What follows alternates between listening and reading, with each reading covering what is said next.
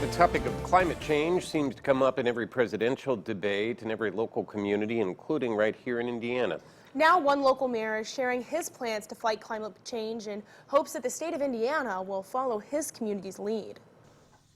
The community of Logansport might be a smaller community, but Mayor Dave Kitchell is planning to make a big impact in the state of Indiana when it comes to climate change. As I see it, our state lacks any kind of infrastructure plan that addresses the global impact of climate change. And that's a problem that climate experts say needs to be addressed, especially since impacts from climate change are already being felt, literally. We're already seeing changes. So Indiana is already more than a degree warmer than it used to be historically, and it's much wetter. So we're already getting 5.5 inches more rain on average across the state than we used to.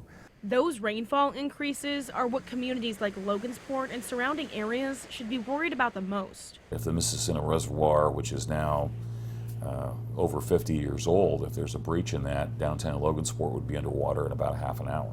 Which is why infrastructure upgrades on sewer systems and water treatment plants are extremely important. We have to make sure that our civic infrastructures in all our communities are up to the task of taking on increased water.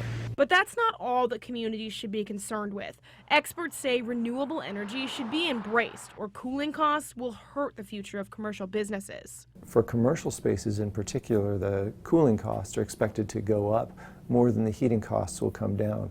So businesses can expect to have to pay more for energy to cool their spaces in the future. Logansport is adding 2 new solar fields in the near future, which will help bring down energy costs, which is just one way the town is doing its part in the fight against climate change.